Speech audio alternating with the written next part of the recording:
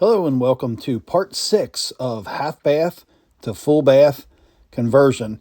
I'm How To Bob, and we're going to get started same way we left off in part 5. We're going to get some electrical work done here. You can see I've got some network cables and a cable TV connection that I need to feed up through the wall, so I'll pull those down through the basement. I've got my other holes drilled, and I will feed the wires through the new hole location that's going to be inside the pocket of the wall and then over through the wall stud. There's 4 wires, so I went ahead and drilled 2 holes through each stud just to give it enough room to fish through the outside of the wall, and it'll go through the wall plate. Then I'm going to go over and start working some more electric, putting it in the correct location. Got an outlet here, it's GFI, which it needs to be, so I'll press the button and it trips the breaker. Now I've got a tester. This thing will make a noise. Let me try it on something live here. You can see it's making a noise, and this is dead. Just wanted to make sure. So I can unwire this and move that over to its new location. I'm going to do just like I did in the previous video, extend this outlet down by using a junction box to make my connections. So I'm just stripping the plug out right now, taking all the wires off, and then pulling the wires out of the existing box.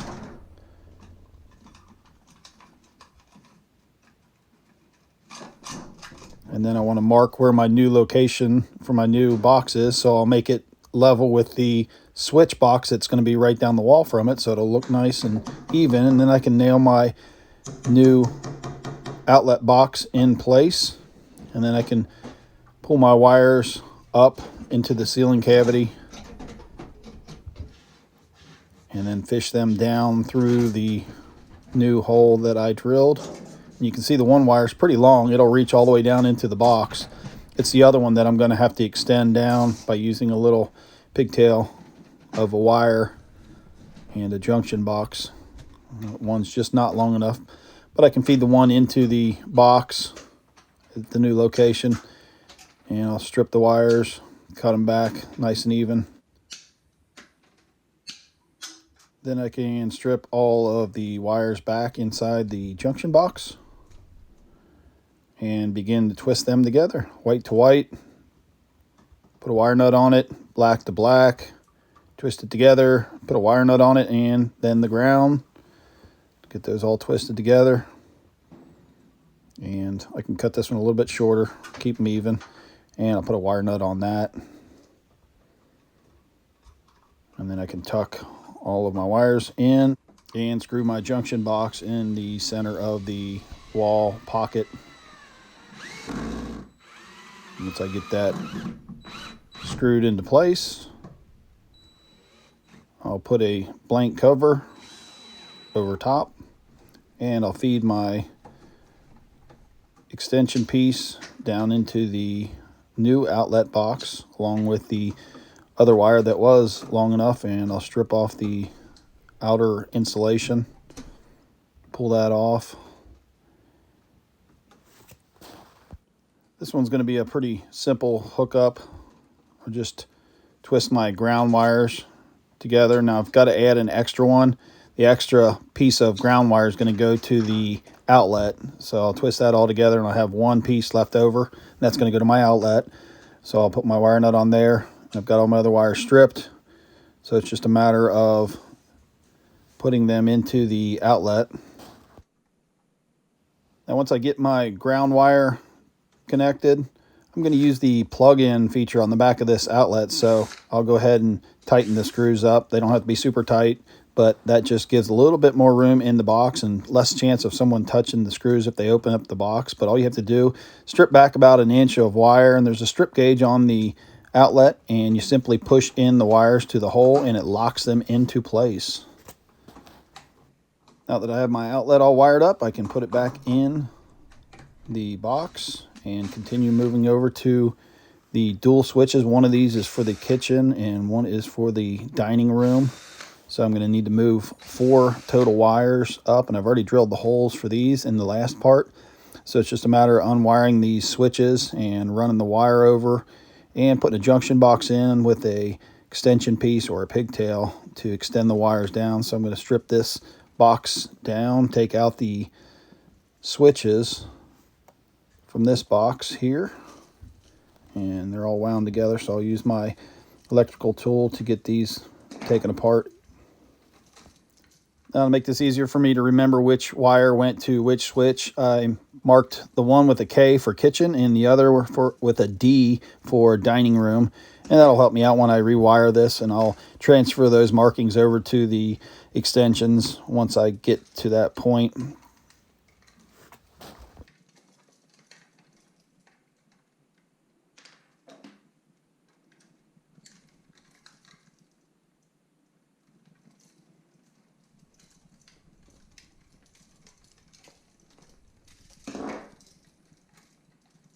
So I have all the wires pulled apart now. I can start pulling the wires out of the box. And I'm going to do them in sets of 2 because I have 2 holes drilled. So I'll just feed 2 wires through each hole, and that'll make it a lot easier to fish the wires through. I can leave the little piece of wire on the switches. That'll just go to the feed or the line voltage.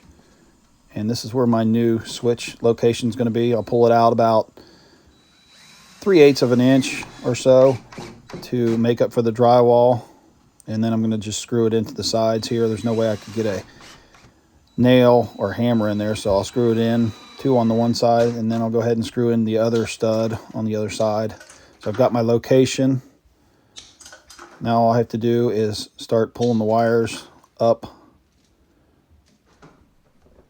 through the ceiling, and this is a little bit of a reach here, so I went out and got the fish tape and I fed it through, taped the wires onto the fish tape, and then I can pull the fish tape through. I got 2 wires on each one, and I pull them through pretty easily that way. And then I can fish the tape through one more time, tape the wires onto the fish tape, and pull them through the other hole so that all my wires are then towards my junction box there. Next, I'm going to feed my wires into the junction box and kind of sort them out, get them neat, because this is going to be a tight junction box. I'll have a total of 5 different sets of wires all joined in this one junction box. So there's going to be a lot of wire. I'm going to need all the space I can get when it comes time to cap this junction box. It's already getting a little more difficult to get these wires in the hole with the amount of space that I have. So I've got all my wires in, got them kind of straightened out a little bit here. And before I hook up my connections, I'm going to mark the wire so that I know exactly which one goes to the dining room, which one goes to the kitchen. Then I can start stripping the wires and twisting them together.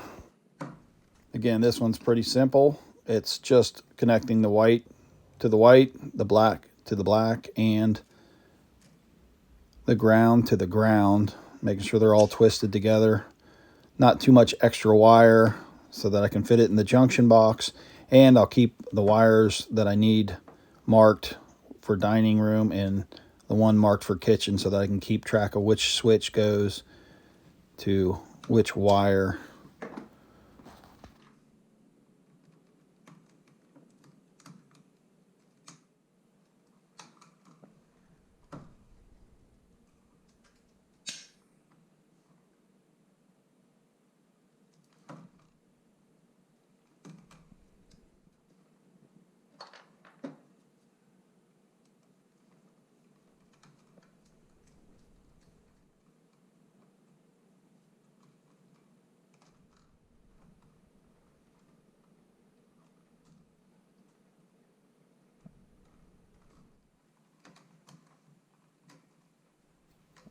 Some of these wires I'm going to cut back a little bit shorter because I know I'm going to be running short on space in this junction box. And I'll to strip those back once I cut them a little bit shorter.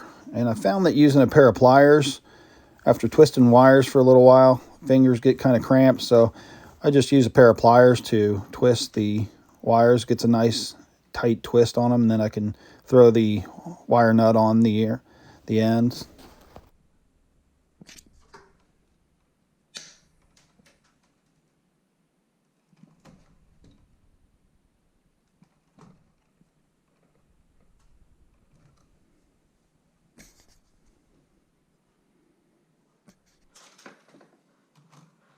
Okay, I'm down to the very last set of wires, just the ground wires.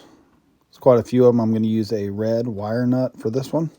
Get it nice and tight, twisted good, and then I can start to lay the wires in as tight as it's going to be. Press them all in, and I put my blank cover plate on.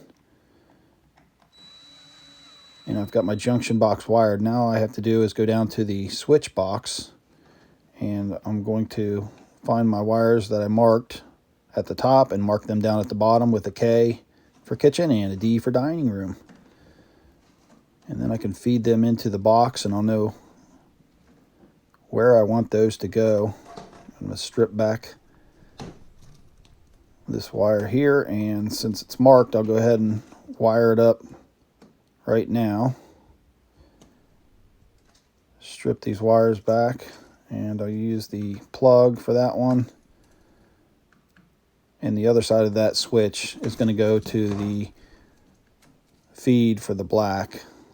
So this will be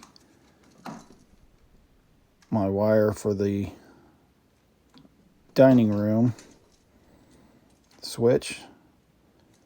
And I'm going to use the plug, so I strip it back about 1 inch. So all the rest of these kind of go together. All the whites are going to go together. So I can start working those together and kind of keep it as neat as possible. All the grounds are going to have to go together. Kind of weed these out a little bit here and get them as neat as possible. And you can see they're not all exactly the same length, so I'll cut them, and once I get them cut all to the same length, I'll strip back all the white wires and I twist them together, and I'll use a red wire nut since there's so many wires here. The red ones are a little bit bigger than the yellow ones I found, and I can twist all my ground wires together, and I'm putting the ground wires from the switch also in that mess there. So got to twist my black ones together, get everything lined up, tuck my wires in out of the way, and then I can put my switches back in place here. Screw down these screws, and then I can put my switches in.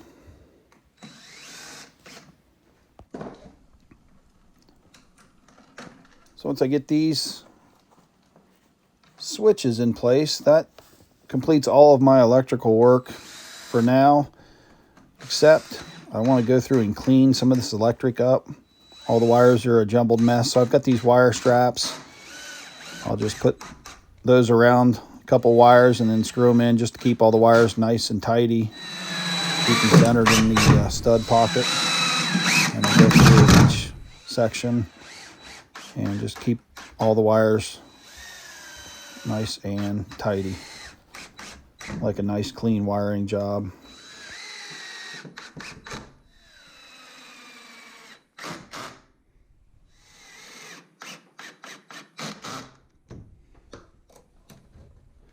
Now that I've got my wires tucked away nice and neat, got them all strapped to the studs, and they all look good, it's time to switch gears and work on some plumbing. So this sideways 2x6 here has got to go so I can move my plumbing over for the new vanity location. So I'll cut the nails on the top and the bottom, and I'll pull that 2x6 out of the way. So I'm going to take my new vanity drain off of the stack here. It's going to run over and down, and that's the center line of my vanity. So I need to start cutting my 3-inch stack here. And once I get most of the way through, I'll have to reverse and cut from the other side. Once I get my pipe cut most of the way through, I'll get my piece and mark where I want to cut the other side of my stack and start cutting that. I'm going to stop short of cutting all the way through the pipe so that I don't damage the wall or poke a hole through the wall. And once I get as deep as I can, I'll get my oscillating tool, and that'll slide way back in there and cut the last little section of pipe without doing any damage to the wall. It's just a little part that I couldn't get to and take the chance of damaging the wall. So I've got my piece cut out. I'll slide my no-hub adapter or Fernco or rubber boot, whatever you want to call it. And that's the distance I'm looking for to cut. So I'll take my 3-inch piece and I'll mark it several places around the pipe. Then I'm going to take it outside and I'll use my reciprocating saw. And as I cut, I just rotate the 3-inch pipe around, lining up the lines that I drew as I cut the pipe. And that'll give me a nice square cut. So back in we go, and we can start gluing our pipes together.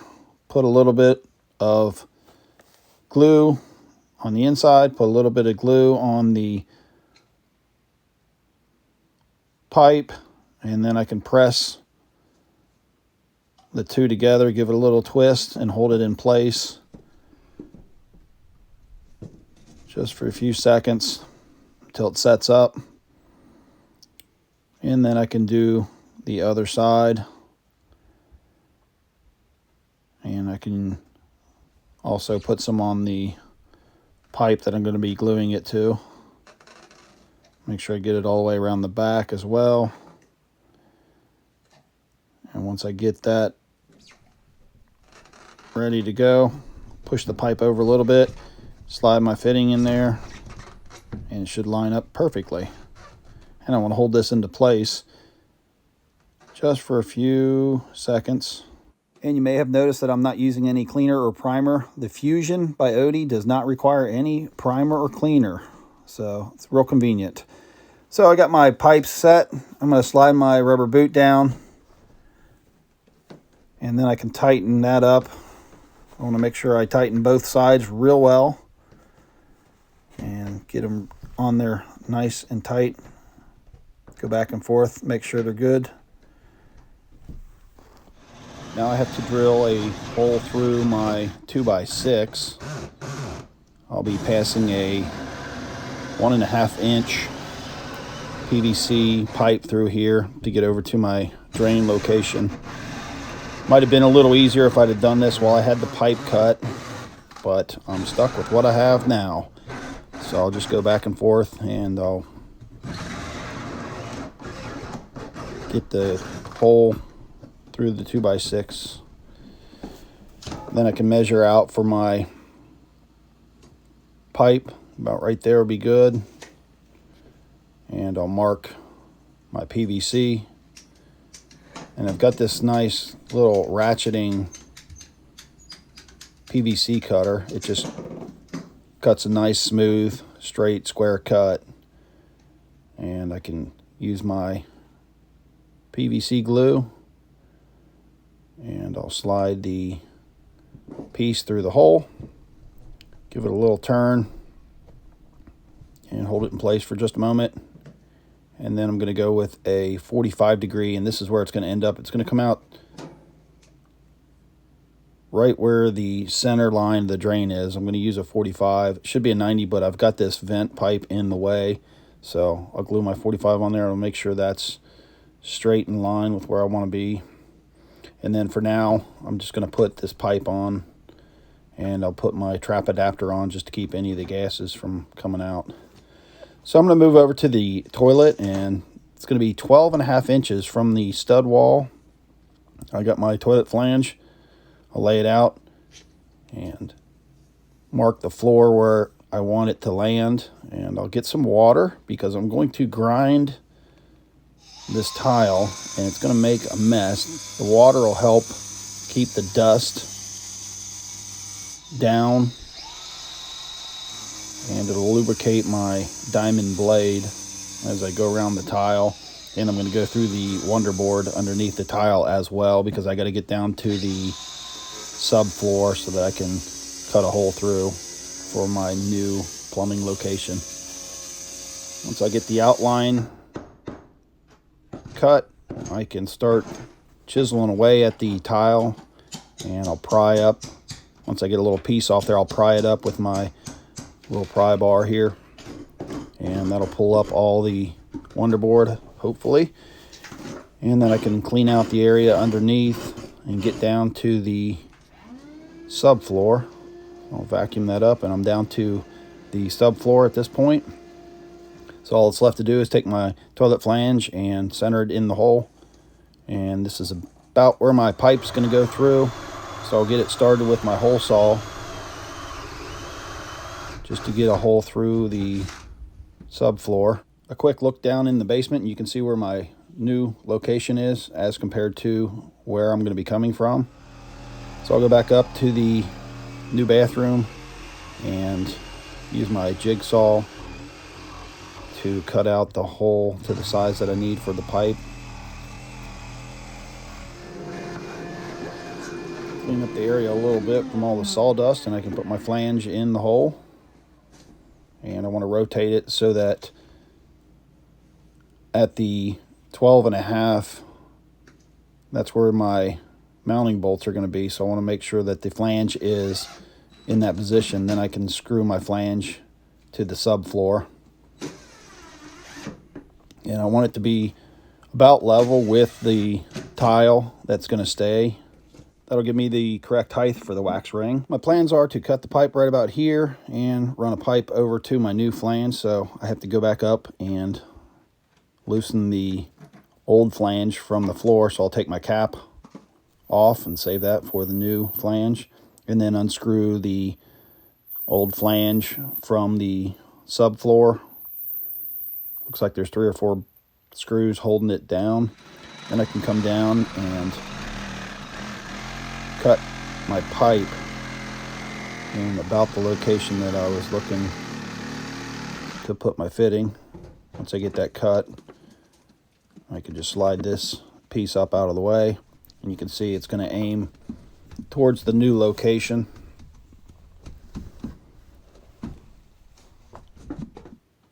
And I'll measure my extension pipe here and mark and cut it. Now I can start gluing all my pieces together. I've got an adapter here. This is going to go down to 2 inches. And then what that's going to do is go to the drain of the shower once I install the shower. So I'm going to go ahead and put that in first. Glue both sides. Put it in place. Hold it for a moment.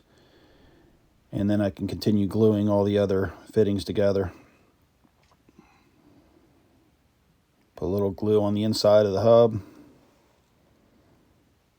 and then some on the outside of the pipe.